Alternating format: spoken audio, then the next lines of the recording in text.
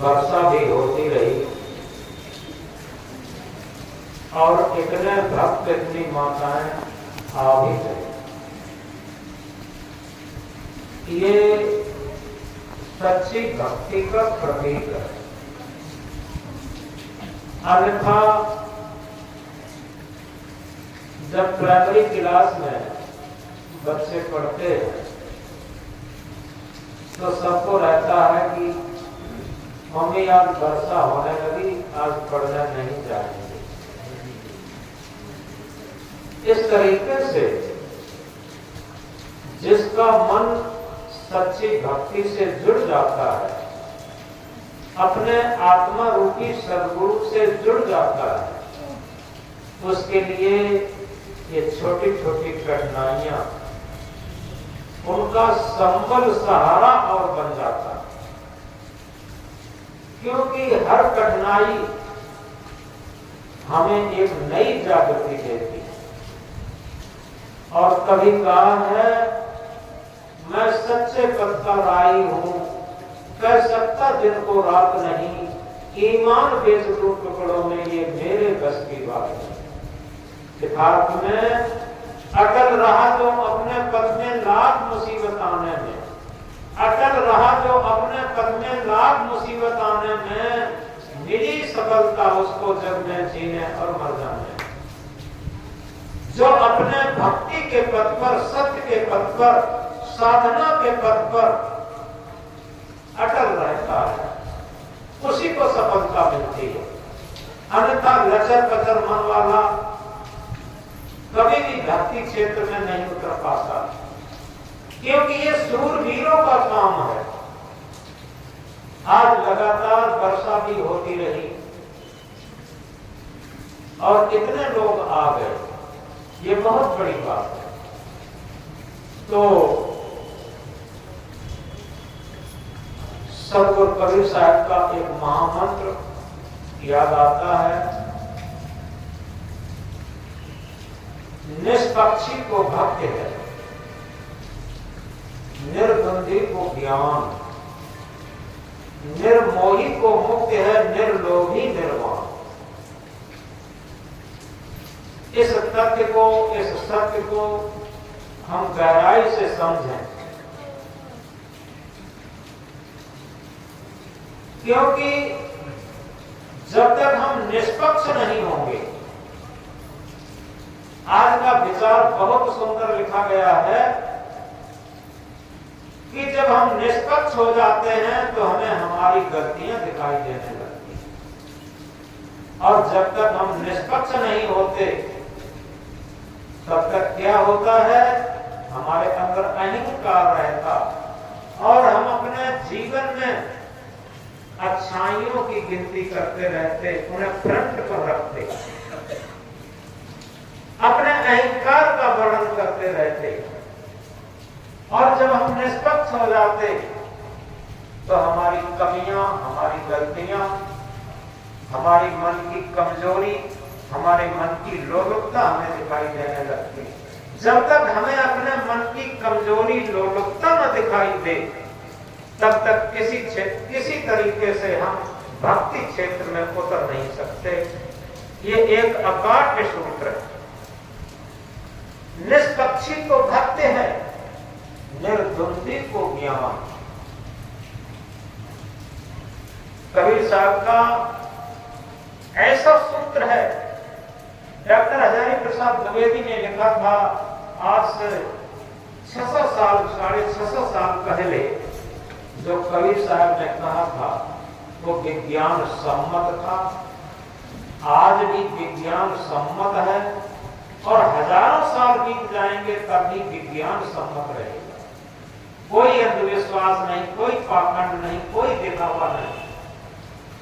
तो निर्द्वंदी को ज्ञान,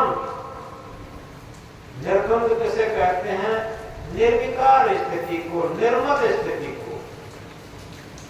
हम कोई पोथी पत्रा पढ़ना न जानते हो कोई बात नहीं, लेकिन बनावट, मिलावट, दिखावट से रहित हमारा सहज जीवन हो जाए, सरल जीवन एकदम, जिसमें हमें ये न लगे कि हम बहुत बड़े संत हैं, महंत हैं, गुरु हैं, आचार्य हैं, महामंडलेश्वर हैं, हमारे पास ये है, वो है, ये सारी चीजें हमारे मन को भ्रमित करती हैं। क्योंकि अभी अभी आपके सामने भजन आया था, एक भक्तमती माता ने गाया था। माताओं के सब भजन और सबके अच्छे थे कि जब से हमने गुरु का स्मरण किया तब से क्या हुआ, हमारे मन का सारा अहंकार खत्म हुआ। घर का, महल का, जमीन जायदाद का, लड़के बच्चे नाती पोतों का, अपने शरीर की सुंदरता का, ये सारा अहंकार खत्म हो गया, गल गया। ये जीवन की एक बहुत सहज स्थिति है। सारे अहंकार थोपे जाते। आप देखें, बच्चा होता है कितना सरल होता, उसे कुछ भी पता नहीं, जो भी सामने आए उसी के सामने मुस्कुराने लगता, हंसने लगता और उसकी गोद में चला जाता। वो सहज होता। धीरे धीरे उसके अंदर बनावट, मिलावट, दिखावट जैसे जैसे आने लगती, वो असहज हो जाता, फिर दुखी सुखी होने लगता और बनावट इतनी आ जाती, उसकी मन इच्छित पदार्थ न मिले तो तुरंत रोने लगता। छोटा बच्चा देखा होगा, केवल भूख लगने पर ही रोता, वैसे नहीं रोएगा।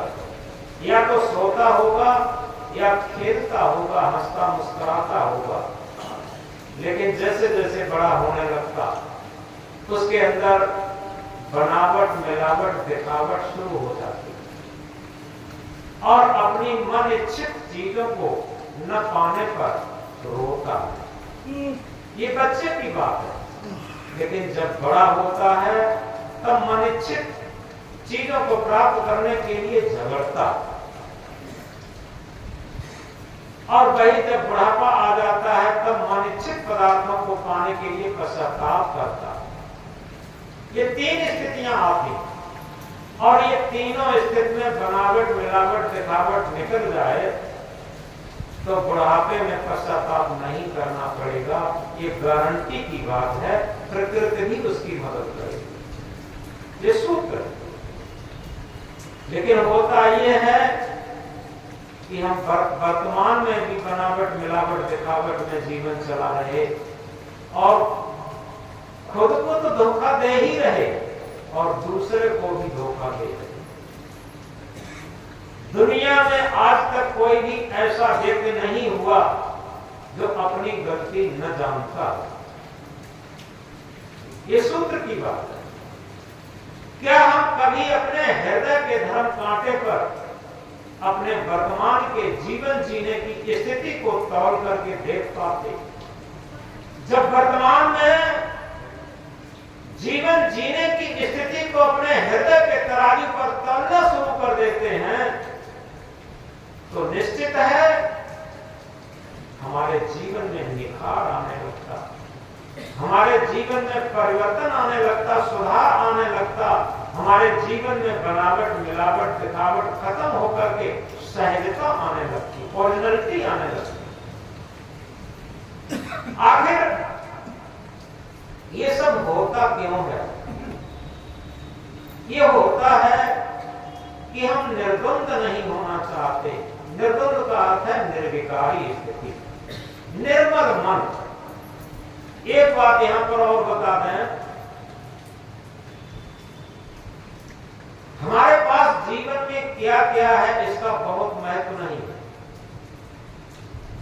हमारे जीवन जीने की कला कैसी है इसका बहुत महत्व है। और जीवन जीने की कला कैसी होगी, किस पर आधारित होगी? हमारे मन पर आधारित होगी। अगर एक बात की व्याख्या की जाए कि हमारा सुंदर जीवन कैसे हो, तो उसी से सटी हुई, उसी से सटा हुआ उत्तर है, जितना हमारा सुंदर मन होगा, निर्मल मन होगा, उतना ही हमारा जीवन सुंदर होगा। ये सूत्र है। हमारे पास सोना चांदी रुपया पैसा महल मकान घोड़ा गाड़ी फैक्ट्री कल कारखाना पद प्रतिष्ठा कितना हो जाए तब हमारा जीवन सुंदर बने, ये कोई पैमाना नहीं है जीवन की सुंदरता को नापने के लिए। इसका सच्चा पैमाना है जितना जितना हमारा मन निर्द्वंद होगा, निर्विकार होगा, पवित्र होगा, उतना ही हमारा जीवन महान होगा। ये सूत्र की बात है। तो सद्गुरु कहते हैं निष्पक्षी को भक्त है, निर्द्वंदी को ज्ञान। हम पोथियों में सर खपाते हैं, यथार्थ में पोथियों को पढ़ने से, पोथियां भी एक दर्पण होती हैं, हमारा जीवन का स्तर उसमें समझ में आता है। लेकिन पोथी का ज्ञान रट करके हम अपने जीवन को ज्ञानी मान लेते हैं, ये दोहरी हान हो जाती है। ज्ञानी कौन है? जो निरंतर अपने अज्ञान को देख रहा है, अपने अज्ञान को देख देख करके निकालने का प्रयत्न करता, और जो कभी अपने अज्ञान को नहीं जानता, पोथी पत्रा की बातें बहुत करता, वो निश्चित ज्ञानी नहीं है, वो निर्द्वंदी नहीं है, वो निर्विकारी नहीं है, उसका जीवन धार्मिक नहीं है, उसे जीवन जीने की कला नहीं आती। तो सद्गुरु कह रहे हैं निर्द्वंदी को ज्ञान,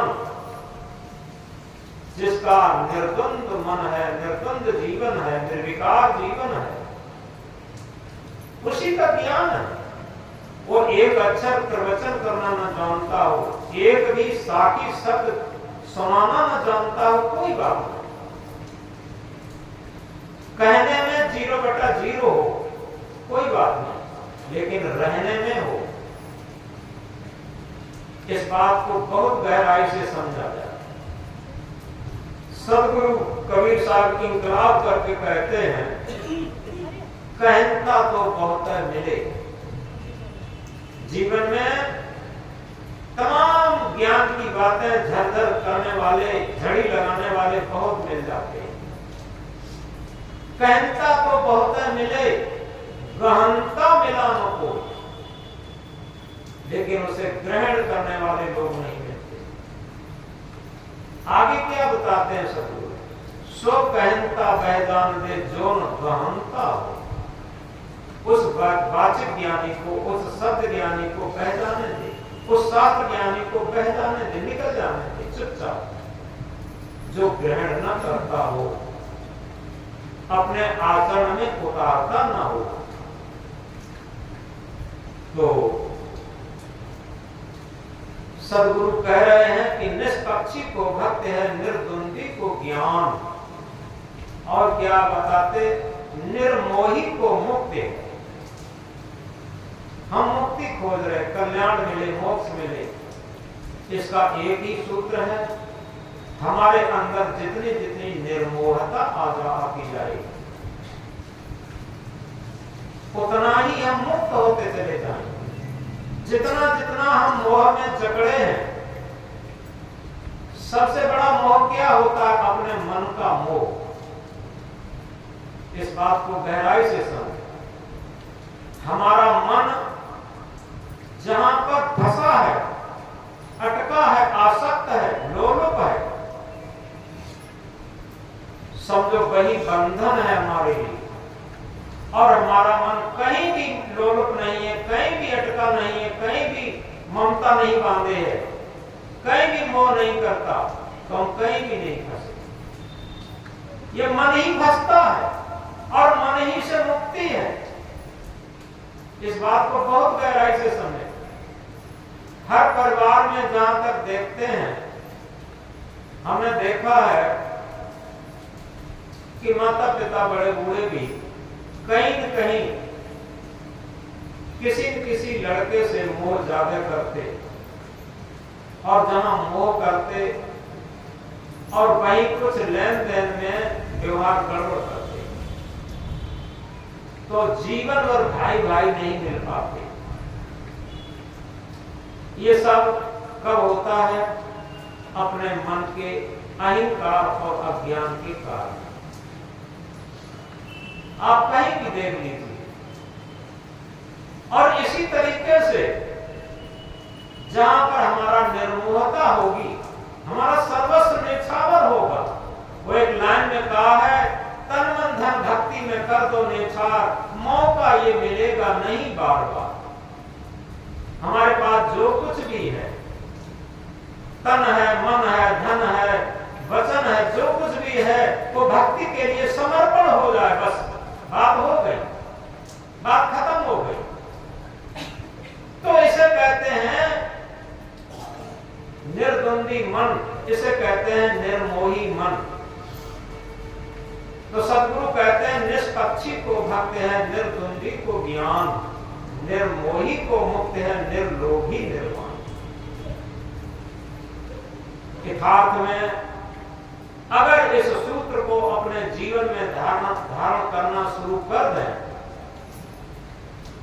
निर्लोभी निर्वाण, हमारे अंदर लोभ खत्म हो जाए। लोभ कहां से शुरू होता? खाने पीने से शुरू होता। छोटे छोटे बच्चों को देखा होगा, उन्हें पैसे से इतना लालच नहीं, केवल छोटी छोटी खाने पीने की चीजों में रहता। और जो जितना जिह्वा का लंपट होगा, ये बात बहुत गहराई से अपने हृदय पर मोटे अक्षरों से लिख ले, उसका मन उतना ही लोभ होगा। जिसकी जिह्वा जितनी लंपट होगी, उसकी सारी इंद्रियां उतनी ही लंपट होंगी। ये अकाट्य नियम है। और जो जिह्वा पर कंट्रोल करना जानता, सदगुरु कबीर साहब से इंकलाब करके कहते, खट्टा मीठा चरफरा जिह्वा सब रस दे, जो कुतिया मिल गई को पहरा दे। हमारी जिह्वा रात दिन खटकती रहती है कि अमुक चीज होनी चाहिए, अमुक चीज होनी चाहिए, अमुक चीज होनी चाहिए। उनकी जीवन, पूरा जीवन चला जाता है, लेकिन कभी भी तृष्णा अघाती नहीं। यह मन की तृष्णा, मन की हविष कभी भी घटती नहीं है। तृष्णा है कि डाकिनी की जीवन को काल, तृष्णा है कि डाकिनी की जीवन को काल, और निस्दिन चाहे जीवन करत बिहार। सदगुरु क्या कहते हैं? गरीब वो नहीं है जिसके पास धन दौलत पैसा और वस्तुएं कम है। गरीब वो है जिसकी मन की और की चाह धड़क रही है, वो गरीब है। और की तृष्णा जिसकी धड़क रही है, वो महागरीब महाकंगला। तो इस सूत्र को हम बहुत गहराई से अपने हृदय पर उतार करके चलें और इस सूत्र के अनुसार अपना जीवन बनाने की कोशिश अगर करते चलें, तो निश्चित है हमारे अंदर सच्चा ज्ञान, जिसे आत्मज्ञान कहा है, वो प्रस्फुटित होगा। निष्पक्षी को भक्त है, निर्द्वंदी को ज्ञान, निर्मोही को मुक्त है, निर्लोभी निर्वाण। ये सूत्र है। और इसी से जुड़ा हुआ एक महान सूत्र है। वह सूत्र क्या है? सूत्र है, चाखा चाहे प्रेम रस, राखा चाहे मान, एक म्यान दो खटक, देखा सुना न मान। सदगुरु ने बहुत वैज्ञानिक ढंग से इस सूत्र को कहा। चाखा चाहे प्रेम रस, वो ये चाहे कि लोग हमसे प्रेम करें, वो ये चाहे कि हम अपनी आत्मा रूपी सद्गुरु से, अपने संत गुरु से प्रेम करें, तो संत गुरु से प्रेम तभी होगा, आत्मा रूपी गुरु से तभी प्रेम होगा कब हमारे अंदर अहंकार खत्म होगा। सद्गुरु क्या कहते हैं? चाखा चाहे प्रेम रस और राखा चाहे मान। अहंकार भी रखा चाहे और प्रेम रस को हम चखना चाहें, ये दोनों चीजें एक साथ नहीं होंगी। जहां अहंकार होगा वहां प्रेम नहीं होगा, वहां प्रेम रस टपकता नहीं होगा, और जहां निरंकार की स्थिति होगी सच्चा प्रेम नहीं होगा। चाखा चाहे प्रेम रस, राखा चाहे मान। एक म्यान दो खड़क। एक म्यान में खड़क कहते तलवार को, एक म्यान में दो तलवारें, देखा सुना न काम। एक म्यान में दो तलवारें नहीं रखी जाती, न देखी है न कान से सुनी है, कबीर साहब कह रहे हैं। तो दो में से एक ही होगा, या तो अहंकार हो और या प्रेम हो। जहां प्रेम होगा अहंकार नहीं होगा, अहंकार होगा